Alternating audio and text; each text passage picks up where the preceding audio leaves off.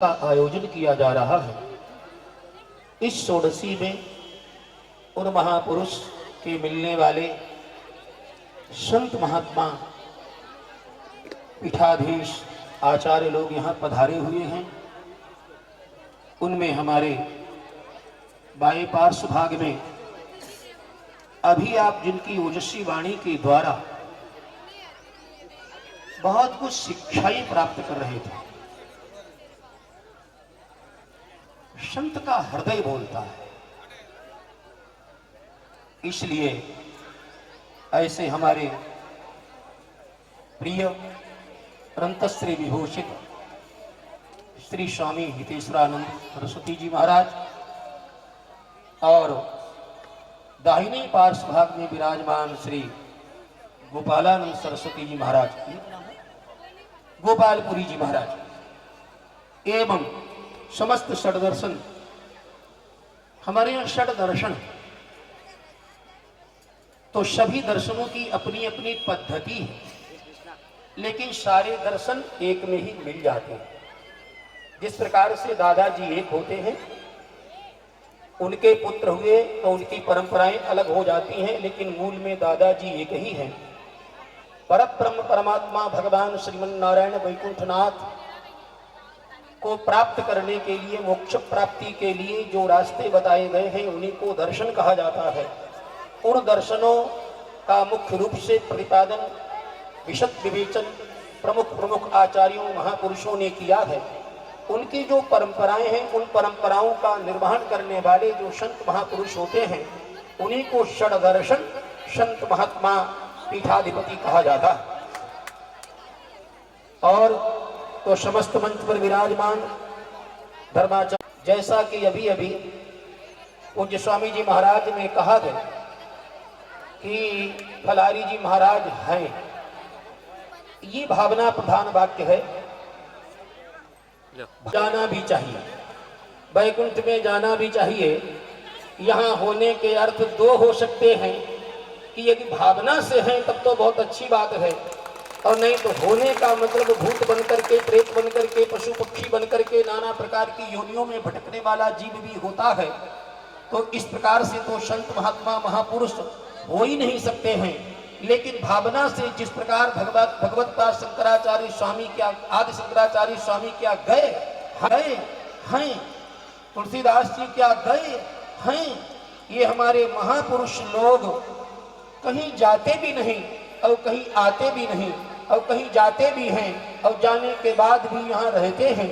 शास्त्र कहता जिसको दिव्य स्वरूप कहते हैं उसी को धर्मभूत ज्ञान कहा है। एक देश स्थितस्याग्ने ज्योत्स्ना विस्तारिणी था। जैसे एक स्थान पर रहने वाला दीपक, एक स्थान पर रहने वाला बल्ब पूरे क्षेत्र को प्रकाशित करता है, वो बल्ब एक ही स्थान पर है लेकिन अपने धर्मभूत प्रकाश ज्ञान रहते हैं, तो वो सर्वत्र रहते हैं। आपने बड़ी अच्छी अच्छी बातें बताई।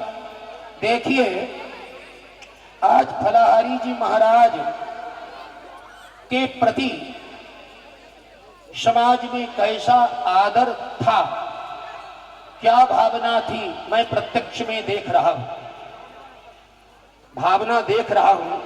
और अस्वस्थ हो रहे हैं, वृद्ध हो गए हैं, मेरी इच्छा है आप फलाहार बंद कर दीजिए, आप फलाहार बंद कर दीजिए, क्योंकि आत्मा का धर्म अलग है, शरीर का धर्म अलग है। आत्मा नायमात्मा बलहीनी बलहीने न लभ्या, आत्मा कितनी ही बलिष्ठ हो सकती है लेकिन शरीर तो अपने ढंग से ही काम करता है, और हम शरीर में ही रहते हैं। शरीर साधन धाम भी है, तो इसलिए हम शरीर की उपेक्षा भी नहीं कर सकते हैं। तो आप अपने शरीर को देखते हुए मेरी इच्छा है कि फलाहार को बंद कर दीजिए, अब आप अन्न को लीजिए, ठीक रहेगा। उन्होंने शायद अपनी इच्छा से या मेरी बात मान करके पुष्कर में ही आकर के फलाहार को भगवान के चरणों में निवेदन कर दिया। जैसे कि आपने कहा कि बीड़ी को, सिगरेट को, गांजा को, नशे को, जितनी मद्य की वस्तुएं हैं फलाहारी के चरणों में समर्पण कर दीजिए। ऐसा नहीं कि बीड़ी जला जला करके वहां रख दीजिए, हुक्का रख दीजिए, ऐसा नहीं है। यानी मन से तेरा तुझको अर्पण क्या लागे मेरा, ये भाव है कि मन से कि हे प्रभु, हे गुरुदेव, हमें ताकत दीजिए, हमें बल दीजिए, हमें सामर्थ्य दीजिए कि हम जो संकल्प करने जा रहे हैं, दुर्गुणों से, दुर्व्यसनों से दूर होने का जो संकल्प करने जा रहे हैं, गुरुदेव आपकी कृपा से ही पूरा होगा। आपकी कृपा और मेरा संकल्प दोनों जुड़ जाएंगे तो जरूर पूरा होगा। तो इसी प्रकार से यही भाव है कि हम अपनी बुराइयों को अपने आचार्य के चरणों में समर्पित कर दें। शास्त्र तो यहाँ तक कहता है कि बुराइयां पीछे नहीं छोड़ रही हैं, भगवान का भजन भी करना चाहते हैं, भक्ति भी करना चाहते हैं, लेकिन मन की लाचारी बस, कमजोरी बस, बुराइयां भी पीछे नहीं छोड़ रही हैं। तो बोले फिर क्या करें? तो देवर्षि नारद ने कहा, तदर्पिते खिलाचारासन काम क्रोधाभिमानादिकम तस्मिन् नेव करणीयम्। यदि ये बुराइयां काम क्रोध लोभ आदि नहीं छूट रही हैं तो इनकी पोटली बनाओ, भगवान के चरणों में सौंप दो, तुम जानो तुम्हारा काम जानो। इन बुराइयों को भेंट कर दो भगवान के चरणों में। जैसे अन्नकूट को भेंट करते हैं, वस्तुओं को भेंट करते हैं, फल पुष्प को भेंट करते हैं, ऐसे इनको भी भगवान के चरणों में भेंट कर दीजिए। तो बोले कि भाई अच्छी चीज भगवान को भेंट करना चाहिए कि बुरी चीज भेंट करना चाहिए? तो बोले भाई मनुष्य देखता है कि अच्छी चीज भेंट करो, लेकिन भगवान एक ऐसे हैं, वहाँ जो भी भेंट करो, गंगा जी में नाले भी मिलते हैं तो गंगा जल ही बन जाते हैं। इसलिए भगवान के पास जो भी वस्तु जाती है वो भगवान का रूप ले लेती है। तो मेरे बंधुओं देखिए, माता पिता शरीर का जन्म देते हैं, ध्यान से सुनने की बात है, माता पिता शरीर को जन्म देते हैं। शरीर के जन्म होने से हम कोई मनुष्य नहीं बनते हैं।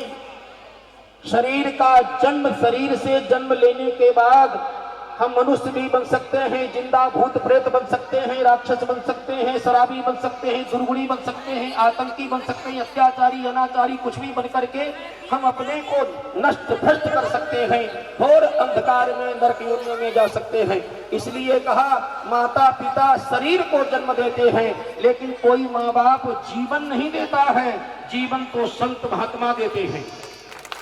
जन्म और जीवन दोनों में अंतर है। जन्म तो एक प्रकार से घटना है, नैसर्गिक घटना है। जन्म कोई मनुष्य ही नहीं देता है बंधुओं, जन्म तो कुत्ते भी देते हैं, बिल्लियां भी देती हैं, पशु पक्षी भी जन्म देते हैं, और एक पागल से पागल आदमी भी संतान को जन्म दे सकता है। जन्म देने में कोई कारीगरी नहीं है, कोई विशेषता नहीं है, कोई महत्व नहीं है, लेकिन जो जीवन दे दे, जीवन को जोड़ दे, जो गंगा जी को सागर से जोड़ दे, गंगोत्री को गंगा सागर से जोड़ दे, ये काम संतों का है, महात्माओं का है, जो करते हैं, प्रयास करते हैं, जैसा कि फलारी जी ने किया। फलारी जी महात्मा सीधे से करके मुझे लगता था कि ये महात्मा अंदर से परमहंस कोटि में आ गया है। ये महात्मा परमहंस कोटि में, क्योंकि परमहंस कोटि के जो महापुरुष होते हैं, महात्मा होते हैं, वो विधि और निषेध से ऊपर उठ जाते हैं। फिर न विधि पर ध्यान रहता है, न निषेध पर ध्यान रहता है। फिर तो उनका कोई लोक, उनका कोई साम्राज्य, उनका कोई दृष्टिकोण ही अलग हो जाता है। इसीलिए जब मैंने परसों ये 3-4-5 दिन पहले जब भाई लोग यहाँ से गए थे, अब मुझे एक घटना बताई, उस घटना को सुनकर के मुझे थोड़ा क्षोभ हुआ, मुझे थोड़ा कष्ट हुआ, लेकिन बाद में मैंने इस बात का अनुभव किया कि ये जो उन्होंने किया कि इसका एक सीधा दृष्टांत उदाहरण है कि उनके अंदर परमहंस वृत्ति थी, परमहंस वृत्ति थी। लेकिन ठीक है, वो परमहंस महापुरुष थे, हमें उनके भाव को स्वीकार करना है, भाव को स्वीकार करना है, और उनकी शिक्षाओं को, जो भी उन्होंने जैसी जिस भाषा में कहते, भाई वो कभी नाराज हो जाते थे, बहुत गुस्सा करते थे, लोगों को डर लगता है तो जलती हुई आग तो जलाती है, बुझी आग क्या खाक जलाएगी? जलती आग जलाती है। जिसके जीवन में लोभ होता है, लोभ होगा या भय होगा, वो किसी के सामने निर्भीक होकर के बोल ही नहीं पाएगा। न भय खुल करके बोलने देता है, न लोभ खुल करके बोलने देता है। लेकिन लोभ और भय, इन दोनों वृत्तियों से जो उठ जाते हैं वो निर्भय हो जाते हैं, अंगारे बन जाते हैं, अंगारे बन जाते हैं। तो यही है। तो इसलिए आप सब लोग बड़भागी हैं, ऐसे संत से, महापुरुष से आपका संबंध बना। और एक भी ये भी बात है, वो संत मनमुखी नहीं थे, मनमुखी नहीं थे, वो भी एक शास्त्रीय परंपरा से जुड़े हुए संत थे। हमारी यहाँ की परंपराएं हैं, संतों की परंपराएं, धर्म की परंपराएं, उन परंपराओं से जुड़े हुए वो श्री संप्रदाय रामानुज संप्रदाय से जुड़े हुए हमारे गुरु भाई थे। हमारे गुरु भाई थे फलाहारी स्वामी, हमारे स्वामी जी के शिष्य थे। लगता कि जब ऐसी बात हुई और मैंने उनको फलाहार के लिए कहा, बोले ठीक है स्वामी जी, आप जो कहते हैं ठीक है, उसको ऐसा ही करेंगे। इसलिए उस परंपरा, हमारे यहाँ जो श्रेष्ठ पुरुष होते हैं, श्रेष्ठ पुरुष जो होते हैं वो हर किसी की परंपरा, इसकी परंपरा चलती रहे, इसकी परंपरा चलती रहे, इसकी परंपरा चलती रहे। परंपरा का उत्स जो उस महापुरुष ने बोया, धर्म के रूप में, एक साधुता के रूप में, श्री संप्रदाय रामानुज संप्रदाय से वो संबंधित थे। ठीक है, उन्होंने उसका बहुत ज्यादा प्रचार प्रसार ढंग से नहीं किया, लेकिन वो संतत्व की दृष्टि से उन्होंने बहुत अच्छा प्रचार किया है।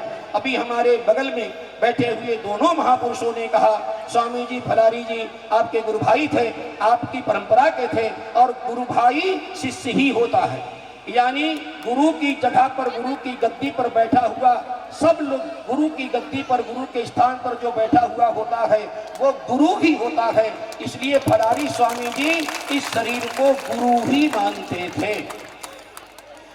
थे। तो आप लोग शुभ चिंतक हैं। उन्होंने कहा स्वामी जी, फलारी स्वामी जी की जो परंपरा है आपकी, वो चलती रहे, वो व्यवस्था चलती रहे। तो मैंने कहा ठीक है। इस बात को तो यहाँ के भक्त लोगों ने भी जाकर के मुझसे कहा था कि स्वामी जी, ओ फलारी स्वामी जी गुरु जी श्री संप्रदाय के, रामानुज संप्रदाय के थे, तो कोई संत महात्मा ऐसा मिले। मैंने कहा व्यवस्था करूंगा, यदि आप लोग चाहेंगे तो।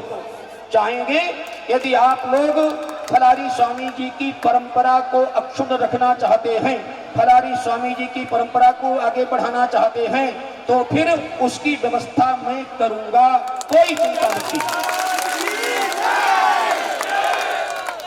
प्यास जब कोई पानी मांगता है तो पानी देने की इच्छा होती है, भूख लगती है तो फिर भोजन की व्यवस्था की इच्छा होती है। उसी दिन से मेरे मन में हो गया कि भाई ठीक है, लोगों के मन में इच्छा है, तो मैंने एक हमारे बड़े अच्छे संत हैं, मैं एक संत की व्यवस्था भी कर चुका हूँ, अच्छे पढ़े लिखे सदाचारी और हमारे गुरु भाई ही हैं, उनकी मैं व्यवस्था भी कर चुका हूँ। और उनको मैं बाबूलाल जी की कथा में बुलाया, कथा में वो आ गए, तो मैंने पहले तो नहीं कहा कि आपको, आज मैं उनको यहाँ ले भी आया, और खड़े हो जाइए। हमारे रमेशाचारी जी अच्छे पढ़े लिखे हैं, सीधे सज्जन संत महापुरुष हैं, लगभग 30-35 वर्ष से हमसे जुड़े हुए हैं, क्योंकि मैं भी बहुत टेस्ट करता हूँ ना। और इनको बैठाइए, आप लोग बैठाइए, यहाँ आइए, जाइए, यहीं बैठिए, आसन की कोई जरूरत नहीं है, संतों के नीचे बैठना चाहिए। हाँ, और यदि आप लोग चाहें तो कोई चद्दर मंगा लीजिए।